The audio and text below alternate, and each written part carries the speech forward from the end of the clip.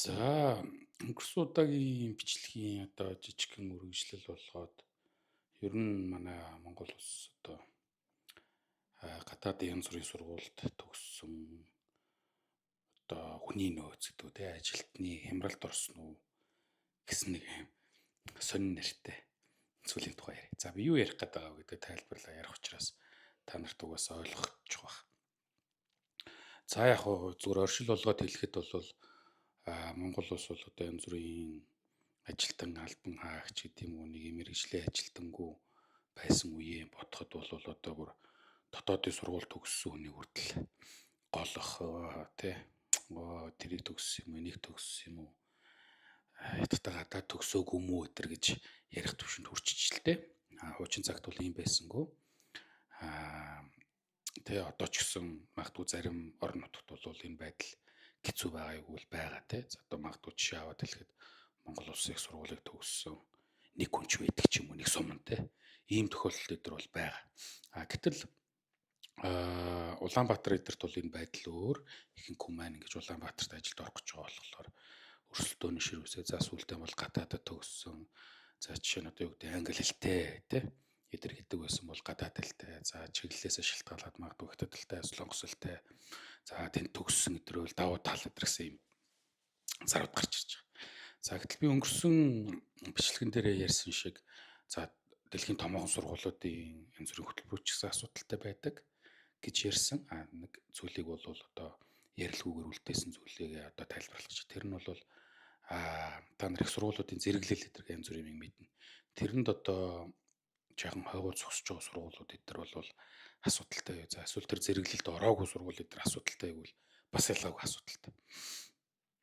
За мэдээж их сургуулийн нэг зэрэглэлээр бүхнийг хэмжих бол боломжгүй угаасаа өөр их маргаантай маш олон хүн бол энэ зэрэглэлийг шүүмжилж ийм тийм нэтэрэ гэж ярьдаг. За тэр нь бол тусдаа асуудал.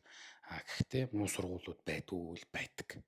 За тэрийг төгссөн бүтээгдэхүүн одоо шууд утгаараа муу байх уугүй бол одоо муу байна. Энэ бол тодорхой тийм. За тэгэхээр бид нэр одоо ингээ гадагшаа явж байвал хаашаач явах вэ гэсэн нэг ийм давлгаанд нэгдэж те нэг хэсэг хятад руу за нэг хэсэг солонгос руу за тэрний өмнө бол одоо орос руу за орос бол тэр диплом юм бол зүгээр метронд зараа явж идэг газар шүү дээ те за тэрийг төгсөх за орсоор бүр бэчгүй хийж те ойр зургийн хэл яриачгүй хийж бүр доктор дээр хамгаалсан хүмүүс ч байдаг те за ийм за тэгээ цаашлаад манайхны одоо их шуурж явсан өөр ямар улсууд энэ чинь мөнгө төгрөгөө төлөө явлаа ч гэсэн Англи, Америк, Австралид тэ таар сургуулиуд бас байгаа.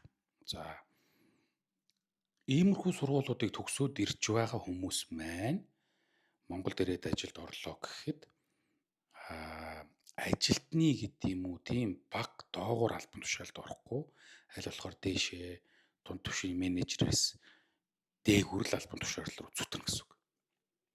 Тэгэхээр магадгүй айл нэг компани айл нэг төрлийн байгууллага тэр хүмүүс маань бол илүү удирдах түвшинд очно. Тэ менежментийн түвшинд очно. Ингэхлээр яах вэ? Ингэхлээр асуудал үүснэ. Тэ онлайн логикийн түвшинд бол энэ бол тодорхой зүйл шүү дээ. За ийм тохиолдлууд байгаа юу? Зөндөө байгаа. За одоо мэдээж би тэр компани тэр байгууллага гэдэг гэж ярьж боломжгүй юм чи бол доотохгүй зүйл тэ. Ингэсэн нөхцөлд яах вэ? За энэ байдлыг л би одоо хямрал гэж хэлээд байна. Өөрөөр хэлэх юм бол окей за дотоодын сургуулаа төгссөн хүнийг голлоо ч юм уу чадахгүй байна та гэж хэлээд магадгүй тэр өдөртөх дунд түвшний албан тушаалд авахгүй бай энэ гадаад төгссөн юм чи яач утсан дээр байлгүйтэй гэд ингээд авдаг гэтэл болтгоо гэтэл бүтдэггүй за магадгүй мэрэгжил мэдлэгийн талаас гадна хэл усны талаас ач гэсэн асуудалтай бэрхшээлтэй байх боломжгүй юу байгаа. За тэгэхээр эндээс л тэр гадаадд төгссөн одоо хүний нөөцийн хямралд орцсон уу гэж миний одоо асуудал төвшүүлээд байгаа аргумент гарч ирж байгаа гэсэн үг. За ингийн амьдрал дээр бодит амьдрал дээр таны ойр тойронд тийм юу тохиолдсон бэ гэж хэдүүлээ бодоод үзье. Жишээ нь би бол ингээ барин 50 уруу дарахад бол овоо хэдэн жишээ гарч ирэхээр байна л да. Энэ бичлэгийг хийх гээд би зүгээр за тэгээ төгсч ирээд ингээ ажил хийгээд ингээ явж байгаа хүн маань юу боллоо гэдэг тийм. Танд бас нэг хэд хэдэн жишээ бол таарах тохиолдох юм байгаа. За мэдээж энийг одоо надтай хуваалцаал доор комент үзээ одоо бичсгүүрээ албагүй шүү тийм үү. Гэхдээ хэрвээ танд одоо яг ингэ санаандаж тэр тэгжсэн штэ гэж орж байгаа бол миний яриад байгаа энэ хямрал гээд байгаа энэ асуудал гэж үзээд байгаа байдал одоо машингийн ухамсарын төвшөнд бол батлагдаж байгаа гэсэн үг. За энийг хангалттай ингээ сайн ойлгочих жоох тийм. За энэ байдал яагаад төвхтэй вэ? Яагаад хэцүү вэ? Яагаад энэ асуудал вэ гэдэг хэвтүүлээ. Өөрөөр хэлбэл би нэг одоо энэ төгс гадаад төгсөж ирсэн энэ нэг үнийг муулах гэж юм шиг болох гэдэг шүү дээ. Энэ яагаад эргээ бидэрт асуудал вэ тийм? Жижиг аль нэг салбараар авч үзье. За магадгүй одоо би өөрийнхөө сайн мэдгээр одоо ийм эрдэм шинжилгээний хүрээнд тийм. За их сургуульд багшлах гэд хүрээгээр авч үзье л да.